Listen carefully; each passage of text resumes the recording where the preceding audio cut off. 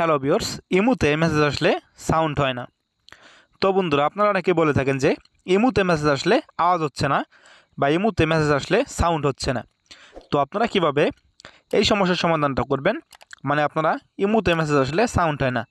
তো আপনারা এই সমস্যার সমাধানটা করতে হলে আপনাদের সর্বপ্রথম যে কাজটি করতে হবে, আপনারা চলে যাবেন ইমো অ্যাপ্লিকেশনের মধ্যে। তো আমি চলে যাচ্ছি ইমো অ্যাপ্লিকেশনের মধ্যে। তো ইমো অ্যাপ্লিকেশনের মধ্যে চলে আসার পর দেখতে পাচ্ছেন এখানে প্রোফাইল আইকন থাকবে। আপনারা এখান থেকে প্রোফাইল আইকনের পর ক্লিক করে দেবেন।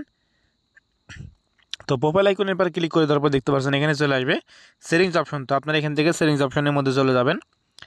তো সেটিংস অপশনের মধ্যে চলে আসার পর দেখতে পাচ্ছেন এখানে নোটিফিকেশন অপশন চলে আসবে। আপনারা এখান থেকে নোটিফিকেশন অপশনের মধ্যে ক্লিক করে দেবেন।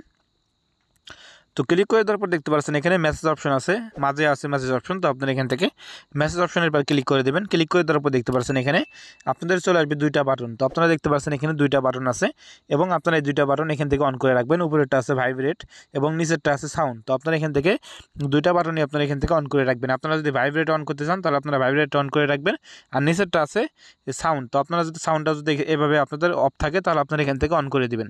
অন করে দিলে আশা করি আপনাদের ইমোতে মেসেজ আসলে অবশ্যই আপনাদের ইমোতে সাউন্ড হবে। তো আপনারা অনেকে আমাকে বলে থাকেন যে মেসেজ করে থাকেন যে আমার ইমোতে দুইটা বাটন অন করছি তারপরে সাউন্ড হচ্ছে না। তো অবশ্যই আপনারা এই দুইটা বাটন অন করবেন। তো আপনারা যদি অন্য বাটন অন করেন তাহলে কিন্তু আপনাদের ইমোতে মেসেজ আসলে কিন্তু সাউন্ড হবে না। তো অবশ্যই আপনারা এখান থেকে এই দুইটা বাটন আপনারা এখান থেকে অন করে রাখবেন। অন করে রাখলে আশা করি আপনারা বুঝতে পারবেন যে আপনাদের ইমোতে মেসেজ আসলে সাউন্ড হবে। তারপর দেখতে পাচ্ছেন নিচে থেকে একটা অপশন আছে লক স্ক্রিন। তো আপনারা এখান থেকে লক স্ক্রিনের অপশনটা আপনারা এখান থেকে অন করে রাখবেন। অন করে রাখলে আপনাদের মানে স্ক্রিনটা যদি বন্ধ থাকে তাহলে কিন্তু আপনারা ইমোতে মেসেজটা কিন্তু ডিসপ্লেতে দেখতে পারবেন।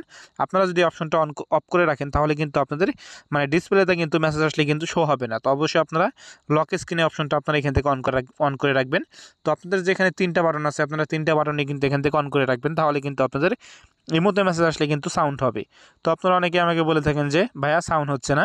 তো অবশ্যই আপনাদের আমি এই ভিডিওটা আপনাদেরকে দেখালাম যে আপনারা কীভাবে ইমোতে আপনারা সাউন্ডটা মানে অন করবেন, মেসেজ আসলে সাউন্ড হয় না, সেই সমস্যার সমাধানটা আপনারা করতে পারবেন। তো আশা করি আপনারা বুঝতে পারছেন যে কীভাবে আপনারা ইমোতে মেসেজ আসলে সাউন্ড হয় না সেই সমস্যার সমাধানটা করবেন।